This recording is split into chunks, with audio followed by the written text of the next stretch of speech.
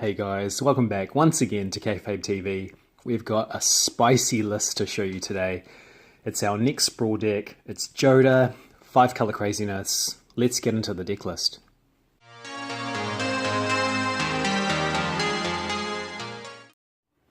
So from the bloodline that brought you Urza and Mishra, we have Jodah, Archmage, Eternal.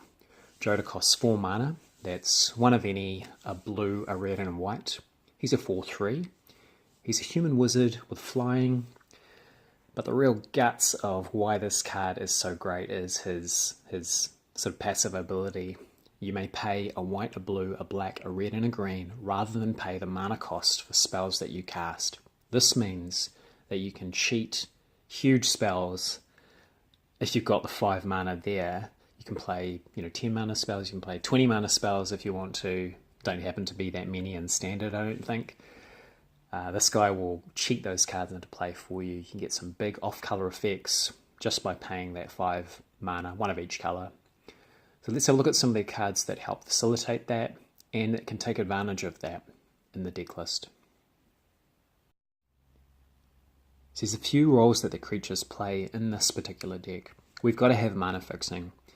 And these first 4 creatures are really there to provide that early game, needed color mana requirement. And if it's just a matter of getting Jodah into play or being able to take advantage of his kind of passive ability once he's in play, these guys will help you get there. We've got Drover of the Mighty, Channeler, Initiate, Servant of the Conduit, and Outspoken Seer. There's a little bit of interaction with some dinosaur stuff in here. There's a couple of dinosaurs that we're playing at higher converted mana costs, which will help Drover of the Mighty get a little bit bigger, and you can recur those dinosaurs with your Outspoken Seer too.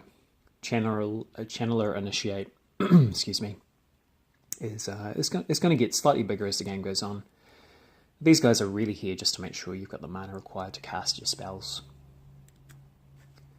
We're playing Raph, we're playing Shalai, and Big DB, he's back again.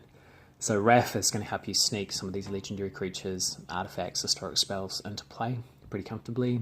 He's a good end of your opponent's turn play, especially combined with Shalai. Shalai is a great card if you can actually sneak her into play at instant speed thanks to Raph. Though just her natural kind of protection that she brings to the table is pretty valuable in this deck. If you've got Jodah already out and you happen to play Shalai, they're not going to be able to get rid of your Jodah, and you're going to have, at least they're going to have to deal with Shalai before they deal with Jodah, so you can keep on casting your spells while he's in play. She can grow everybody thanks to her activated ability as well. Puts a +1/+1 counter on each creature you control. So if you've got a few creatures out, even the mana dorks are going to get quite big as the game rolls on. DB, well, I love this guy. I'm not sure if you've seen any of my other black videos that I've got in mono black control and the Jodah Brawl deck. DB's in there. I love this guy. He's such a cool card. Potentially in this deck, because we have a few cards that are higher than 4 converted mana costs, this guy can get those cards into hand for you. You can get 1 or 2, maybe even 3, maybe even 4 if you're really lucky. He replaces himself straight away, guaranteed. So all that for 6 mana. You're going to get a 6/6 Flying Trample Demon out of it too. I think that's a pretty good bargain. We've got a couple of dinosaurs to kind of round out the creature suite. We've got Atali Primal Storm, help you play cards from the top of your library and everybody else's for free. You've got Muldrotha the Gravetide. She's a great way of recurring any of your creatures or other permanents that have gone to the graveyard. Yeah, great ability there. Nezahal is going to draw you a whole bunch of cards. This really shines in a multiplayer format. He can just draw cards whenever anybody casts a non-creature spell. Your maximum hand size has no limit, and it can protect itself as well. And then we have the big bad. We've got Zakima. So this crazy 3-headed dinosaur will do just about everything you need a big crazy 3-headed dinosaur to do. It can get rid of creatures, it can get rid of artifacts and enchantments, it'll gain you some life as well. It also happens to untap all lands when you cast it. So that means if you do manage to sneak it into play with Jodah's 5 color ability, you can untap all your lands and you can just do it again. You can play something else for those 5 mana. So this is a kind of the top of the list in terms of the creatures. It sort of sets you up to play another card to get to do a massive kind of blowout of a turn. Just some crazy spicy stuff for this deck. We're playing a few key instants and sorceries in this deck. And most of the cards are there to sort of fix the mana for you, or draw you cards, or control the board. It's pretty standard stuff. We've got 5 colours that we can kind of find answers to because of this deck. So there's some really good options here. Some cool things we're trying from Dominaria as well. So starting from the top, we've got Heroic Intervention, Grow from the Ashes, Spring to Mind.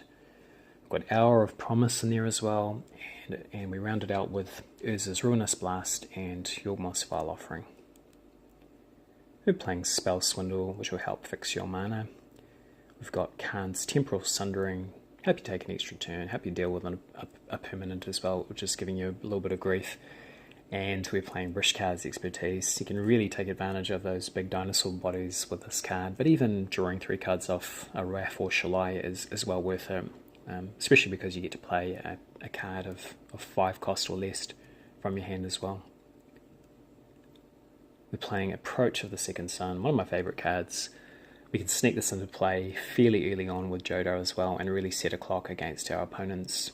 And we're playing Brass's Bounty too, so very similar principle to Spell Swindle. We're able to generate a few treasure tokens I should say, and take advantage of that mana when we need it, when we need to make really big plays. This is a good way of setting that up.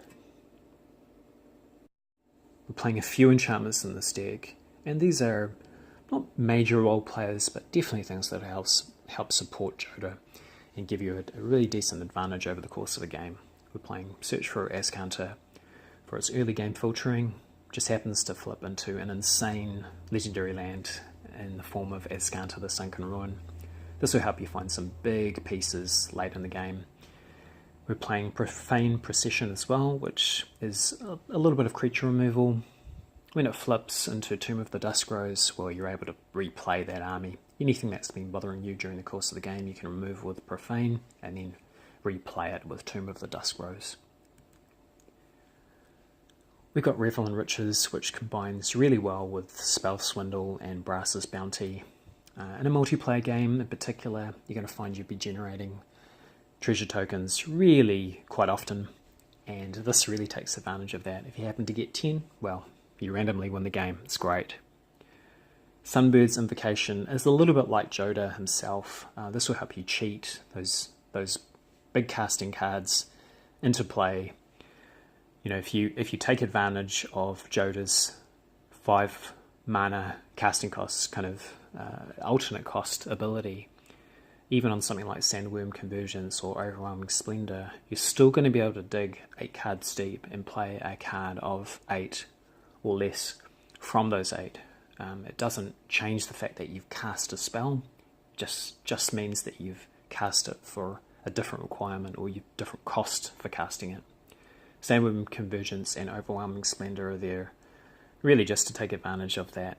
You're able to cheat these huge abilities, these big power plays into play for 5 mana, basically. Really decent. Sandworm Convergence will set up a whole bunch of worms for you. You'll be able to protect yourself from flying creatures.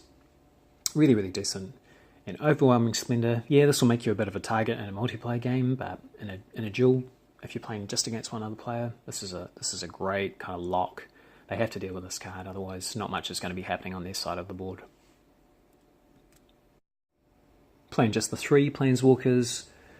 First of all, we got my man's Teferi. Yeah, I just love this card. It's my favourite card. Such a cool dude. Good, strong Planeswalker. 3 a white and a blue. You get to draw a card and tap a couple of lands. At the end of turn, put a non-land permanent into your owner's library through from the top, and as ultimate, if you happen to get that off, yeah, that'll end games for you pretty quickly. Vraska, really similar to Teferi, just a little bit more expensive. She can create an army for you. She'll get those pirates pumping out. She can deal with artifacts, creatures, or enchantments as well, very similar to what we found with Teferi. and she'll generate a treasure token for you too. She'll create a treasure token when she destroys one of those permanents. She also happens to snipe a player's life total down to 1 if you do manage to get her ultimate off. And then we're playing the biggest of the big bads, sorry DB, but Nicol Bolas, God Pharaoh. Yeah, if you can sneak this guy in after playing Jodah on turn 4, play this guy on turn 5, yeah, he's pretty nuts. His +2 and +1, extremely effective control cards against, control abilities against your opponents. +2, just getting around at casting costs, being able to play a card for free, even if it is one of your opponent's cards, is pretty valuable. He's got insane starting loyalty at 7, he'll tick straight up to 9 if you use that +2 straight away. He's got a -4 that'll help him protect the board for you, deal with your opponents as well, and then his ultimate, yeah, okay, let's call that a win. We've got a few artifacts on this deck as well. We're playing Treasure Map, which flips into Treasure Cove. We've got Monolith, Cultivator's Caravan, and Gilded Lotus, just to help with our mana fixing and sort of smoothing out the mana base. Cultivator's Caravan also doubles as a nice fat body at 5/5 too. And then the land, well, yeah, there's a whole bunch of land in this deck, and we need a lot of mana fixing. We need a lot of ways of producing more than one colour. So this deck features a whole assortment of lands from Kaladesh, lands from Ixalan, lands from Dominaria, and there's a few other sprinkling of other cards in there as well. There's nothing really in the way of utility. I focused really just on trying to get the right colours available when we needed them. So Botanical Sanctum, Cascading Cataracts, Clifftop Retreat, Dragon Skull Summit, Drowned Catacomb, Evolving Wilds. We're playing Fetid Pools, a couple of forests, Glacial Fortress, Hinterland Harbour, a couple of islands, Irrigated Farmland, playing Isolated Chapel, a Mountain of Plains, Rootbound Crag, Sheltered Thicket, Scattered Groves. And then we're playing Sulphur Falls, Sun Petal Grove, Swamp, and Woodland Cemetery. There are definitely a few ways of building this deck. Being 5 colour means there's just about every opportunity to do something different. Though the few deck lists that I've seen online have focused mainly on energy or big splashy spells. I've gone the big splashy spells route. I think that's the best way of building around Jodah. I'm taking advantage of crazy cards like Sunbird's Invocation, Nicol Bolas, and Muldrotha. You know, the big dinosaurs, Zakama's in there. You can get some insane plays on turn 5, as early as turn 5 really. There's lots of mana fixing. There's probably a little bit of room for a little bit more utility on some of the creatures, but I'm really happy to hear some suggestions. If you guys think you would have expected some cards to be included in this deck list that haven't been, just send that feedback my way. Really happy to hear about it. Thanks once again for tuning in for this video. We've got a couple more Brawl decks coming up over the next few weeks. Got a couple more control decks as well, and some other interesting things that I've been working on too. Hope you guys enjoyed it. Catch you on the next video.